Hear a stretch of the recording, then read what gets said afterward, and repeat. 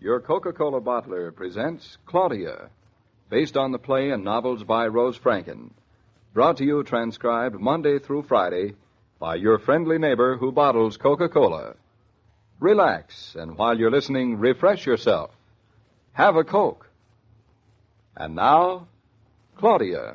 Dum dum dum dum dum dum dum dum dum da da la la la la la. Stay tuned to your local station. Well, that's enough news for tonight. I don't like hearing news. Nobody ever has anything nice to say. Boom, doo-doo-doo-doo. What time is it? Doo-doo-doo-doo. Didn't you hear the announcer? Oh, I just got in on the end, on the o'clock part. Did he say 8 or 9? Listen in an hour from now and you'll find out. Oh, come on, tell me now. What'll you give me for it? How's this? Mm-hmm. Want another? Save it for next time you ask me what time it is. All right. Right now, it is 8 o'clock. Is that all? You sound disappointed. I am. It's much too early to go to bed. Besides which, I'm not sleepy. 2 good reasons. Hand me that book, would you, darling? Don't you ever get tired of architecture? Give me another 50 years. Oh, and your pipe. Don't you want your pipe?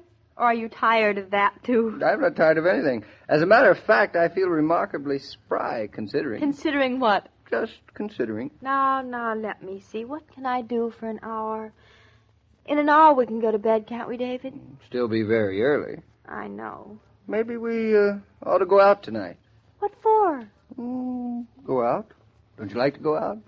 Yes, but I like staying home, too. That's the time to go out. There'll be plenty of time, darling, when we're on the farm to spend evenings at home. There'll be nothing else to do but go to bed early. That'll be nice.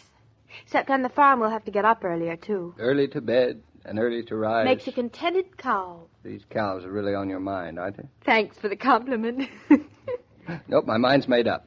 We shall go out tonight. Where to, David? Well, where does a person go when he goes out? Well, this person doesn't go out much because this person is married to a person who doesn't go out much either. So this person doesn't know. Well, most persons go to nightclubs when they go out. Nightclubs? You say that as if it's the first time you pronounce the word. Nonsense. It's just that it's the first time you've said nightclubs seriously. Well, I think we ought to go out to one. Maybe our last chance for a while. You mean because of the baby coming? I mean because of the great migration of the Naughtons to Connecticut. You make it sound as if we're going to travel in a covered wagon. Oh, that reminds me. If we don't get a hold of a moving van pretty soon, we probably will. You really want to? What, travel in a covered wagon? No, silly. Go to a nightclub. Yes, I think I really do.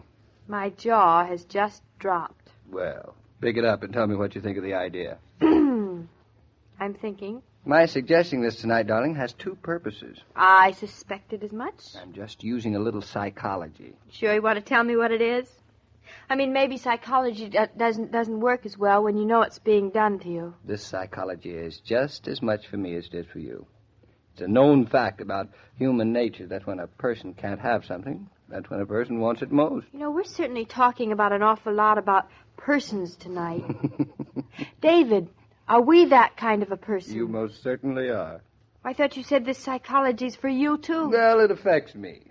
I know just as sure as anything that the minute you get up in the country and tie that sunbonnet on your head, you'll have the most terrific yen to go to a nightclub. Look, darling, just because you feel like you feel tonight, you don't have to blame it on psychology and me. Oh, you think you're very smart, don't you? Very smart. Well, you are. Just wait till Mama hears that. I don't think I'd mind recapturing my youth for one evening. You didn't know that I was a very gay young blade in my day, did you? You were? How about, were you a sharp blade, too? Oh, 2-edged. Well, I've just met one edge of you so far, the edge that's to stay at home. I like it. Oh, just wait. Wait until you have a slice at the other edge. I like bacon with my edge. Ooh. And Mrs. Naughton, I'll have you know that I'm not accustomed to coaxing the young ladies to go out with me. When David Casanova Naughton extends an invitation... Claudia Cleopatra Naughton accepts it. My arm, madame. My hand, my lord. That settles it, Cleo. We're off to a nightclub. Right, Cassie, but which one? Aye, that's the rub. To go or not to go. We have decided to go. Aye, that's not the rub. No, it isn't. But to which? Zounds, to which? Whether it be the nightclub on East 54th Street, or whether it be Bristow on West 57th. 'Tis blood that weighs heavy on me mind. I like well, that which in is more mind. crowded? You ham without the let. Now you prefer ham with your edge. Ah! But seriously, David, listen. Aren't the bistros and the nightclubs and the pubs and the cafes just going to be jammed tonight? Madame, they will be packed, stifling, crowded beyond belief. There will be room for you to set foot no place but on your most ardent suitor's ear. Ear! It sounds exciting. Twill be. I didn't know you liked dancing on a postage stamp. I wrote a letter today to my congressman. Oh, congratulations. Darling, we'll have to make up our minds where we go before we start out now. You are so right. And that is the gentleman's responsibility. Alas. Which nightclub is your favorite? Apartment 12C. Mine, too. But we're going out, remember? Of course I remember. I'm going to look at this list of nightclubs in the newspaper just to refresh my memory, of course. Of course. Now, let me see. Let me see, too. There's one that sounds nice, the Oasis. I'm not thirsty. How about this one, the Zombie? I don't think I feel like a zombie tonight. You don't look like one either. I don't. Thank you very much. Hey, David, here's a place that sounds wonderful. Look what it says. What does it say? The Village Voodoo. Ooh. Featuring the exotic singer Dolores O'Brien. I think the Dolores is the exotic part. And the O'Brien is the singer. Yes. Oh, David, why do I have to be born with a name like Claudia? Why couldn't I have been a Dolores or a Sonia or a Lucia? Because you're just a Claudia. Is that good? Good enough for me. Still, I wish there were a little of Dolores in me. Well, what about it? You want to go to the Village Voodoo, Dolores? I would you? You're playing the wrong part, darling. What do you mean? You're not the comedian, you're the audience. Oh, that's right. But I was just trying to get my money's worth. How did you ever get to be such a bargain hunter? I wonder. I think know. you were born in a basement. Well, you better ask Mama. I don't remember. You were alive then, don't you remember? Come to remember, I do. That was the day the skies grew black at noon. The sun shone at midnight. The earth rocked and shivered, and the mountains howled. Was the weather bad, too? You are never satisfied. Now, come on. We got to decide where we're going. It's getting late. How about this place? The Harlequin, huh? It's a nice name for a nightclub, don't you think? Featuring Tommy Tombstone. Tommy Tombstone? Who's he? Don't.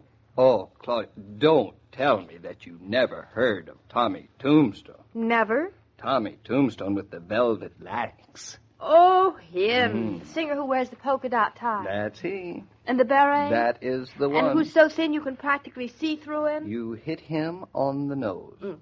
Say, when did you last see Tommy Tombstone? Never. Never.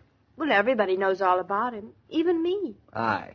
You too? Oh, no, Claudia, not that again. Oh, you don't want to hear him again? Again, I never have. Well, then why'd you just say you... I didn't say anything. Let's forget the whole thing. Tommy Tombstone, too? He's all the rage, you know. Of course, I know. You want to go hear him? Well... No, I don't want to swoon. The ladies love him. This lady's busy loving someone else, thank you. Do you think you could love a man who sings like this? My dream of Jeannie with the light brown hair. I do love a man who sings like that. Brown hair. Then we'd better not go to the Harlequin. You're right. One man who sings like that is enough for any family. I tell you what, I know just the place. Where? The Hacienda. The Hacienda. That sounds as if you know how to rumba. Well, who said I didn't know? When I was a child, my mother couldn't get me to stop doing the rumba. Doing the rumba. Listen, there must be a better way of saying that. Is it rumbering? Darling, the best way to say it is to do it. Now, come on. Leave us rumba into the bedroom and change into our evening clothes. You mean we're going to get all dressed up? Of course. In white ties? And a few other things. I didn't know you still had to get dressed up to go to a nightclub. Well, it helps. Who? Well, it might help us get a table. Wouldn't it help more if we called up and made a reservation? That's against my principles. Oh, principles. I don't see what principles have to do with a table. You'll never get a table by just walking in and saying you want one. Then we'll bring one along with us. The square one that folds its legs up underneath itself like an Indian? Yes, the squaw table. And if you get yourself very dressed up, looking stunning, really stunning, we'll make such an impression on the head waiter that he'll be sure to give us a table. So that's it. That's it. David, do you suppose the head waiter gets all dressed up just so he makes an impression on us? I can't think of a better reason. This is getting exciting. I'm getting so I even like the idea of going out. And I don't care how crowded the place is, or whether we ever get a table, or if the head waiter snubs us. We're going to have a wonderful time. Hey, you sound as if you were trying to convince yourself. Do I? Mm-hmm. Well, I don't see why I should. I'm all convinced. I know just what I'm going to do. Now, let me see. What have I got to wear? Let me see. Every time you open that closet, you act as if you were reading a menu. Now, here's just the thing. 1 crepe de chine on toast. It's got a nice low back, lace on the front, and it reaches all the way down to the floor. Sounds lovely. Have I seen you in it? Oh, loads of times. What color is it? Pink, and it's satin. Satin? I like satin. It's very dressy. David, how does this look on me? Darling, that is a nightgown. Is it? Well, what do you know? But it's very becoming. Do you like it? Yes. Good. Then I'll wear it. Very good idea, darling. And here's what I'll wear. The striped ones. I always liked you best in the striped ones. You think we'll make an impression on the head waiter in these? We'll make an impression, all right. I know. Oh, darling, your psychology was marvelous. I'm not going to feel like going to a nightclub for ages. And coming home so late, I'm so sleepy I could go right to bed. I'm sleepy, too. I guess he was doing all that Roomba in a smoke-filled room. I guess so. And wasn't it packed? I couldn't even find that postage Neither stamp. could I. David, thanks. I've had a wonderful evening. Mm-hmm. Dum, dum, dum, dum.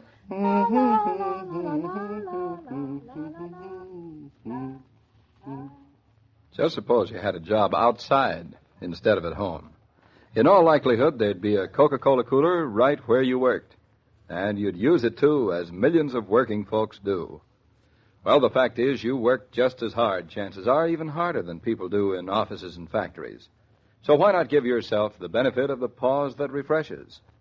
See that there's always Coke on ice, so that you can open a bottle when you feel like it during your household working hours and work refreshed. Say, sorry to disturb you, Joe, but are you and your wife great night clubbers? Well, I think we feel just about the same way about him as you and Claudia, David. No matter how much we try, we just never seem to get there, do we? Well, maybe you don't want to try hard enough. Maybe. I guess the joke is on us. Say, that reminds me. Tomorrow's the 1st of April, isn't it? That's right. April Fool's Day. It gives me an idea. I'll have to think up something. What could I do to play a joke on Claudia, Joe? Well, that is something to think about. Do me a favor, Joe. Don't remind Claudia that tomorrow is the 1st of April, I'll bet you she remembers all by herself. As Claudia would say, I'll bet you 20 cents. Well, I better put on my thinking about it. Goodbye, Joe. Goodbye, David. And as I was saying, every day, Monday through Friday, Claudia comes to you transcribed with the best wishes of your friendly neighbor who bottles Coca-Cola. So listen again tomorrow at the same time. And now this is Joe King saying au revoir. And remember, whoever you are, whatever you do, wherever you may be, when you think of refreshment, think of Coca-Cola. For ice-cold Coca-Cola makes any pause the pause that refreshes. Claudia has come to most of you now for the past 6 months. We'd welcome any suggestion or anything you may wish to say about the show. Write to Claudia, Post Office Box 173, Church Street Station, New York 8, New York. Now, let me repeat the address. Post Office Box number 173, Church Street Station, New York 8, New York. And now here's a word from your friendly neighbor.